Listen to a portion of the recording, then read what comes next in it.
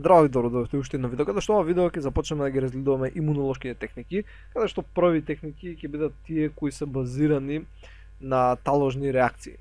Сега се надам дека сите знаете барем некоја си општа смисла што е тоа талог. Да речеме ако имаме некој си раствор, така да речеме дека тоа е некој си воден раствор, и кога на долната страна од садот имаме некоја си супстанца која се наоѓа цврста агрегатна состојба која едноставно не е растворена при дадена температура. Сега во имунологијата може да се искористи ова создавање на талог. Но во имунологијата всушност ние талогот ќе го создаваме преку врзување на антителата со антигените. Така, значи знаеме дека имаме антитела, така кои се врзуваат за антигени. Сега, поентата е ако можеш да ги направиш во соодветен однос, така што антителата кои се врзат со антигените да изградат една одредена структура која сега ќе ја разгледаме, ќе се формира талог. И таа структура треба да ликува нешто овака. Значи имаме антитело. Ја ќе направам со 3, но може би да со повеќе, но за да не цртам многу. Каде што тука ќе има едно антитело, антиген и тука ќе има антиген. Значи овие се антигени, овие се антитела. Едноставно кога ќе формираат ваква си некоја решеткаста структура, значи формираат навидум решетка, нормално натаму има уште антитела кои градат една таква структура. Кога ќе се формира ваква решетка, всушност тие комплекси преципитираат, односно формираат преципитат, односно талог. Така, односно талог.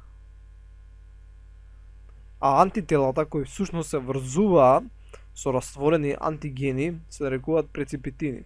Значи ако имаш одека некој си воден раствор, каде што имаш растворени одредени антигени, така, и сега ти внесеш антитела, кои ќе почнат да се врзуваат со овие антигени и да образуваат такви решеткасти структури, така тука ќе ставиме едно, туку уште едно вака, ставиме тука антигени. Кога ќе почнат да образуваат такви решеткасти структури, тие антитела всушност се нарекуваат преципитини. И тоа се некои терминологии кои не се толку битни, ама едноставно треба да се спомнат, зашто може да се сретнат некаде си понатаму во некоја си друга странска литература. Сега, кои услови треба да бидат исполнети од страна на антителата и од страна на антигените со цел да може да се формираат вакви решеткасти структури? За да се формираат треба да биде, односно треба да имаме антитела, значи треба да имаме antibodies, кои треба да биде бивалентно. Односно да има две антиген врзувачки места. Најголем дел од антителата имаат две антиген врзувачки места, така, че имаме антитело, има едно и две врзувачки места. Но поентата е може да се конструираат хемиски, да се обработат или да се најдат некаде во циркулација моновалентни антитела, кои што ќе имаат само еден антиген врзувачки регион. Такви антитела нема да формираат преципитати. Значи антителот, еден од условите е антителата да се бивалентни. Така, друг услов е да антигенот биде бивалентен, односно поливалентен. Значи антигенот исто така да е бивалентен или мултивалентен или поливалентен.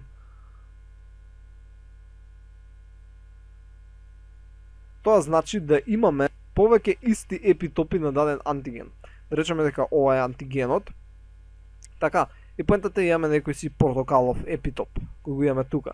Поентата е тој епитоп треба да го има барем на неколку места, така барем на 2 места. Значи истиот тој епитоп да го има барем на неколку места и во тој случај тој антиген ќе биде бивалентен или поливалентен.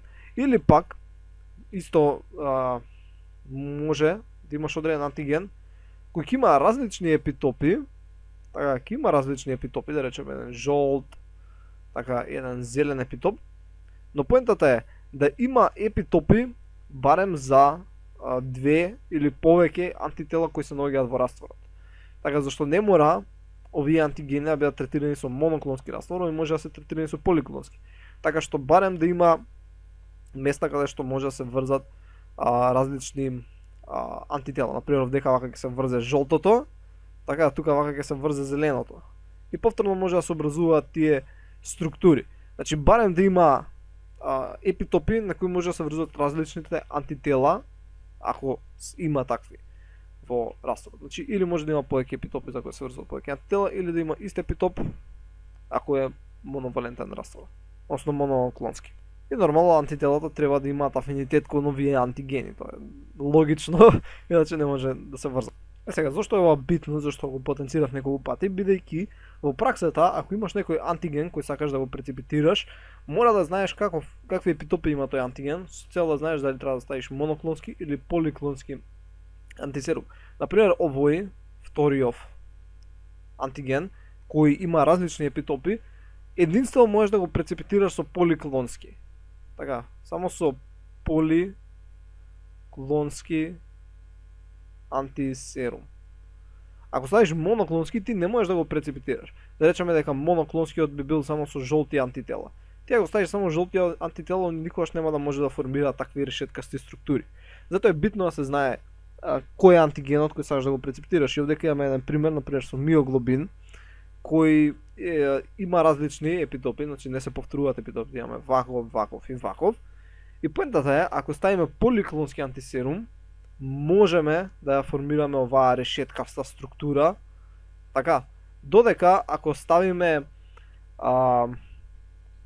ваков моноклонски антисерум, во тој случај не можеме да направиме структура.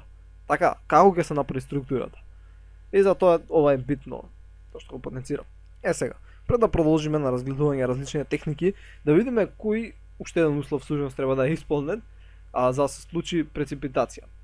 Значи првин, со цел да се образува ваква решеткаста структура, мора да имаме оптимална количина, оптимална концентрација на дадени антигени со дадени антитела. Например, во првиот случај, одека лево, имаме премногу антитела.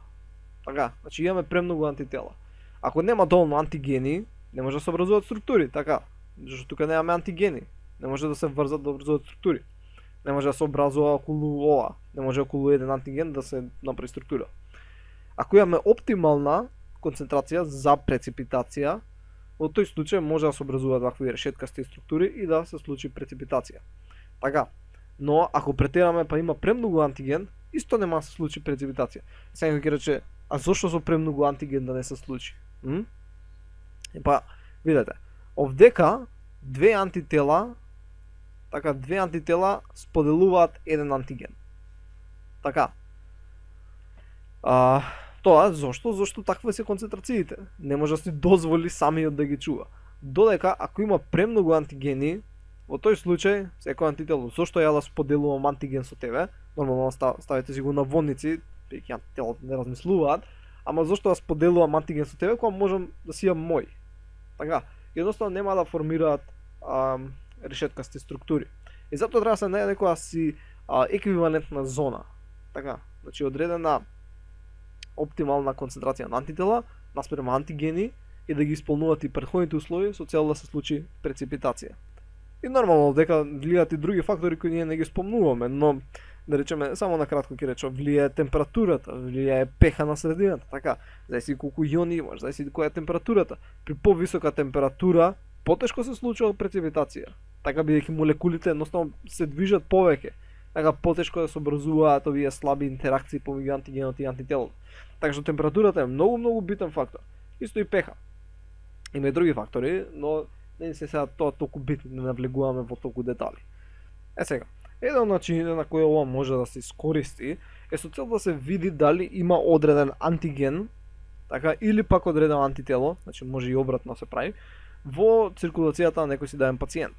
Например, ако има дадено заболување, би имало некоја си концентрација на некои си антитела, би била покачена. Сега ти од кај ќе знаеш колка е концентрацијата, прво ќе ги испреципитираш и понатаму ќе измериш, односно ќе ги квантифицираш.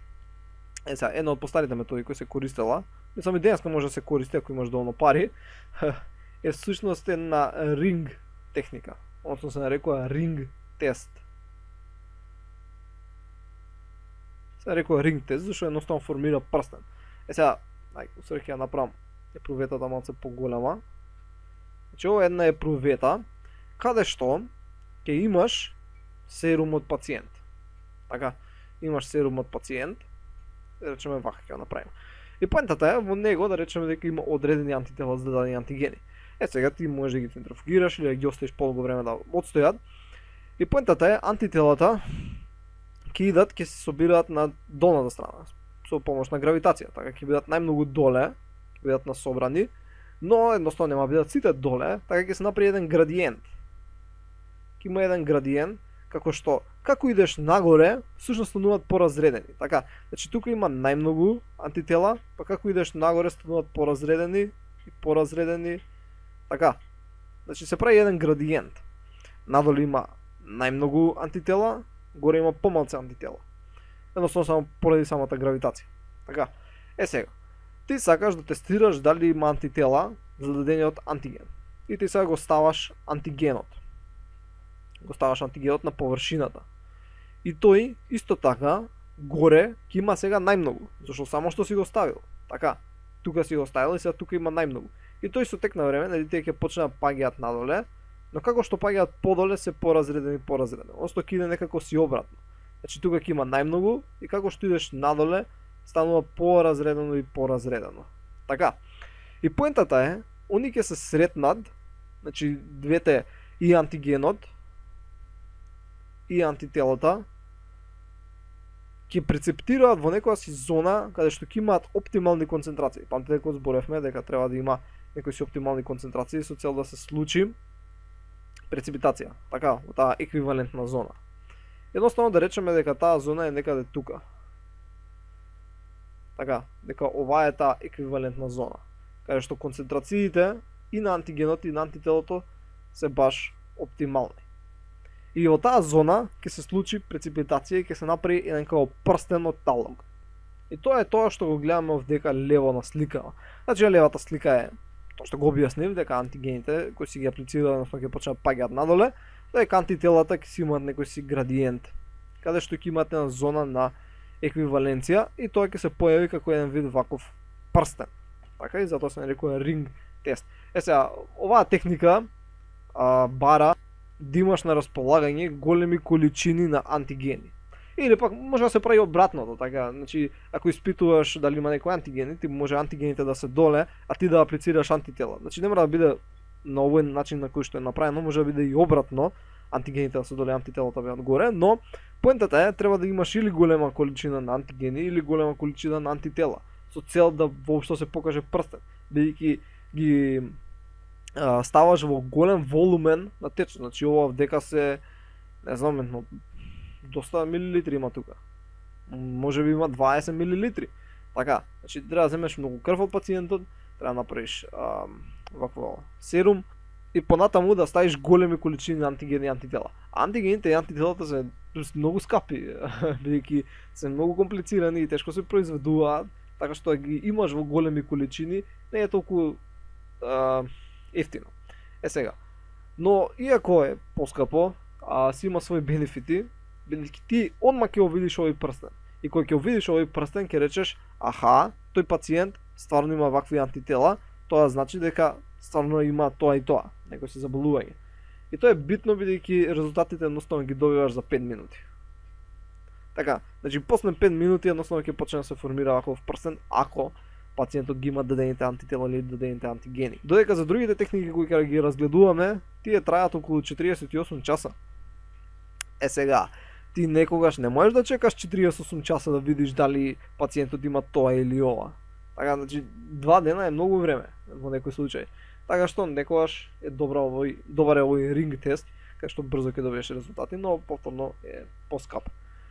И затоа кога времето не е фактор, се користат другите техники кои ќе спомнеме сега на кратко, каде што се користи многу помал волумен. Значи многу помалце се користи волумен, се добиваат и попрецизни техники, попрецизни резултати, но треба долго време. Сега, ова прецепитирање значи не мора да се прави во ваков течен медиум, кој сега што го разгледавме, него може да се прави во семисолиден медиум, односно во агар. Сега за агарот се добива кога ставаме всушност агар кој е шејкер кој се изолира од алги, така што прави на желатинозна материја. И во таква агарна матрица, односно во таков агарен медиум, да речеме дека ова е медиумот, така ние можеме да ставиме во одредено место, во одредени бунарчија кои ќе ги правиме, можеме да ставиме дали антитела или антигени да речеме овдека сега ќе ставиме антитела, кои тие самите по себе, по пат на дифузија, едноставно ќе почнат да се заменуваат од место кај што сме ги ставиле, така ќе почнат да дифундираат и поради тоа всушност ќе се направат како слоеви на различна концентрација. Така, значи во местото кај што сме ги ставиле ќе имаме најмногу и како што идеме понадвор всушност ќе бидат помалце и помалце и помалце и помалце. Така. И значи ова својство на самите антитела или пак на антигените, значи истото може да се направи со антигени ако овдека ставиме и тие пополека ќе дифундираат, ќе се разредуваат како што дифундираат. Значи овие техники всушност се имунодифузни техники, значи имунодифузни техники кои всушност се користат исто како ринг тестот, само што се користат многу помали волумени и се прават на агар, на основа полуцврст медиум, наместо во течен медиум. Сега, главните начини на овие имунодифузни реакции или пак техники се всушност имаме радијална и имаме двојна имунодифузија. Значи имаме радијална имунодифузија и имаме двојна имунодифузија. Кај радијалната имаме вака. Значи имаме една плоча, една петријава плоча, каде што во самиот агар можеме да имаме внесено или антитела или антигени.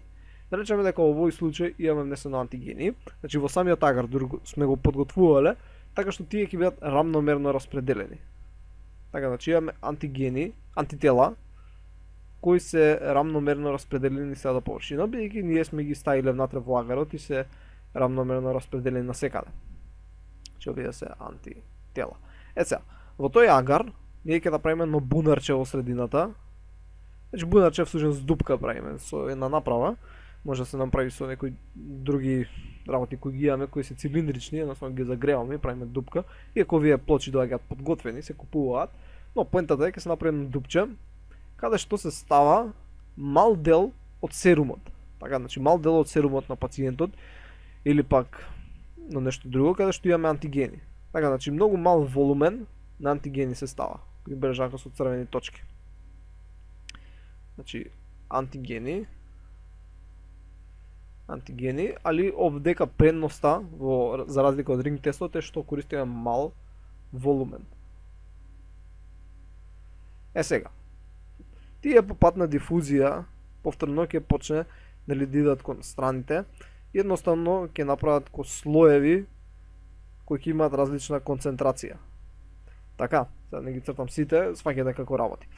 И во одредена точка, каде што концентрацијата на антигени ќе биде оптимална, односно ќе биде баш таа која е потребна со цел да се формираат преципитати, ќе се направи една преципитациона линија, да речеме тоа дека е некаде тука.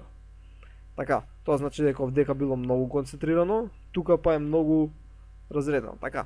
Ама овдека е оптимално. Концентрацијата на антигени наспрема антитела и овдека се прави со влијето таа преципитациона или таложна линија. Значи добиваме ваков таложен прстен. Значи на слика тоа изгледа вака, мислам на шематска слика изгледа вака, каде што да, тоа значи преципитациониот прстен е овде вака. Таа е концентрацијата која е оптимална и за антигени и за антитела. И повторно овдека не мора да се става антигенот во бунарче, значи во бунарче може да се стави антитело, а антигенот да биде внатре во агарот, така. Значи антигенот може да е во агарот, а да се стави антитело, но значи се прави како што е на сликава. И овдека имаме некои слики од вистински примери, значи тоа горе, а ова овдека зелено, кој се готови китови каде што можеш да правиш повеќе анализи или пак ова синово. А овдека доле десно имаме пример каде што всушност за сите овие треба пред да имаш стандарди, значи каде што ти е познат концентрацијата, добро дека обратно е правено, значи тука е обратно правено, ставени се антитела во агарот имало антиген. Поентата е треба да имаш некој со позната концентрација, да ги нанесеш, да видиш тие со позната концентрација колка и прстени прават, за да ставиш тест. И после тестот да го споредиш со стандардите и да извадиш колкава концентрација има таму, дали на антиген или на антитело. Но овдека не им е добро, зашто едноставно тестот се поклопил со ваквото, не можеш да го измериш правилно. Ни стандардот не ти е добар, така не можеш ни стандардно да го измериш, не можеш ни тестот да го измериш. Но окей. Ајде, тестов може би можеш од левата страна вака да го измериш, ама овој стандардот, тука ќе го мериш, не е добро, треба да бидат убави направени за да има точни резултати. И за ова се чека 48 часа. Дали како што реков претходно, значи ова треба 48 часа дури да добиеш резултати. Сега, кај двојната имунодифузија, ќе идеме малце погоре, тука нема место. Вака, кај двојната, сушност, како што го имаш садот, така во него има агар, нема во агарот ни антитела ни антигени, но поентата е на едната страна од садот правиш едно бунарче, на другата страна правиш друго бунарче. И во едното ставаш антитела, во другото ставаш антигени. Така и што се случува? Едноставно антигените ќе се движат нааму, нели ќе се разредуваат, тука ќе има повеќе, па понатаму ќе има помалце. Така, исто ќе биде и со антителата, едноставно тука ќе има многу на почеток и како што идеш понатаму ќе има помалци. И поентата е ќе има некое си место на еквивалентност, каде што всушност ќе се формира преципитациона линија. Сега да ги продискутираме овие слики. Да речеме овдека дека во ова левото се ставани антигени, така кои се од интернет, додека во десното беле антитела од одреден пациент, од серумот на одреден пациент. Сега поентата е ако се појават например две линии, така ај правим со една линија. Ако се појави една линија, тоа значи дека има соодветни антитела, бележиме со бела боја, има соодветни антитела, антибодис, кои реагираат со тие дадени антигени. Ако имаме повеќе линии, значи 2 или 3, тоа значи дека имаме хетерогена смеса на антитела. Дека има различни антитела кои реагираат со тој даден антиген. И тоа реагираат при различни концентрации. Така, реагираат при различни концентрации, бидејќи нели како што се движиш, се разредуваат агенсите. Друго што може да се прави е на пример да се види дали одредени антигени се слични или не. Значи можеш овдека да ставиш антиген непознат и X овдека Y. И ако се добие ваква линија, така каде што овој антиген може да биде или алфа или бета и овој може да биде или алфа или бета, поета дека се добие ваква линија, тоа значи дека или двата се алфа, или двата се и алфа и бета, или двата се бета, односно дека X е еднакво со Y, дека се идентични. Ако се појават вакви линии, тоа значи не се исти. Значи или едното е алфа, другото е бета, или ова е бета, ова е алфа. Така поентата е се различни. Ако се појави ваква парцијална идентичност, тоа значи дека има барем дел кој исто. Значи ова е алфа и бета, или пак ова е алфа, бета, ова е алфа. Значи тоа е исто. Или пак може ова да е бета вака. Така. Значи има делумна идентичност. Зависно какви линии ќе се појават и спрема тоа можеме да видиме дали некои антигени се исти и различни и така натаму. И овдека се ја уште една слика, подоле, каде што овие горе и доле всушност се серуми контролни, ова овдека е одреден антиген. Така. И овдека кај ставени се во различни бројки серуми од различни пациенти. Сега се бара тој серум кој што содржи антитела за дадениот антиген. И само овој овдека серум по 3 содржи антитела за тој антиген, бидејќи дало линија. Тоа значи дека овој пациент има антитела за овој црвениот антиген, а пред тој црвен антиген за некоја си болест, и знаеш дека овој пациент и го има тоа си заболување или тие бактерии се наоѓаат во неговиот организам. Бидејќи има антитела за тие антигени од некој си вид бактерија или нешто си друго. И повторно и за оваа метода, каде на двојна имунодифузија, и овдека всушност се потребни 48 часа. Сега, последното нешто што ни остана да спомнеме е всушност имуноелектрофореза. Каде што видовме дека овие процеси се спори, траа 48 часа, но што ако можеш ти некаде овдека да направиш електрично поле, така што овие молекули ќе се движат побрзо и овие ќе се движат побрзо кон електрично поле. Ти ќе го забрзаш процесот.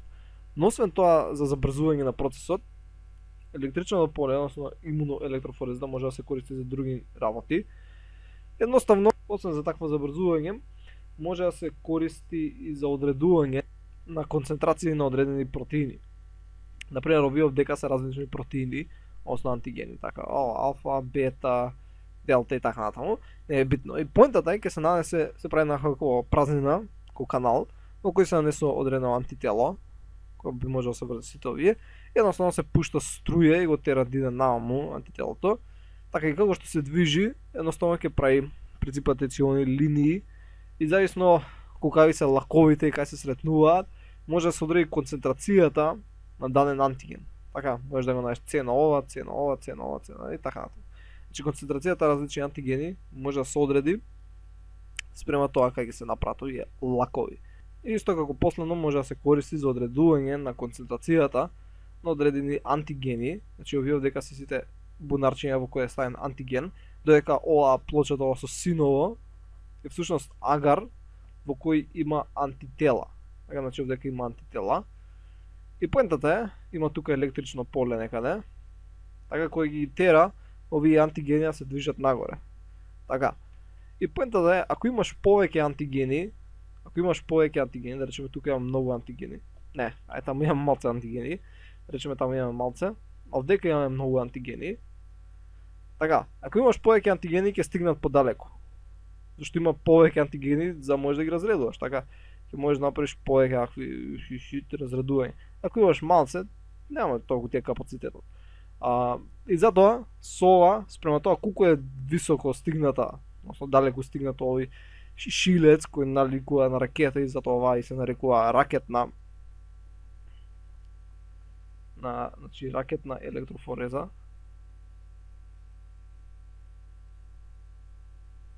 Зашто ова како наликува на ракета, колку подалеку ќе стигне, толку е поголемо С. Така, че спрема до кај ќе стигне, толку е С концентрацијата на антигенот од прашање. Така, ако стигне до овдека, тај некој си помал, ако стигне до овдека, нормално дека е поголем. Речемо, ова е C2, ова е C1, односно C2 е поголемо од C1, бидејќи стигнало подалеку. Ја после тоа кога го видовме не ми личеа ракети, ме ми личеа некако на комети, како комети кои се вакви кои летаат надоле. Но окей. И тоа беше главно се за ова видео.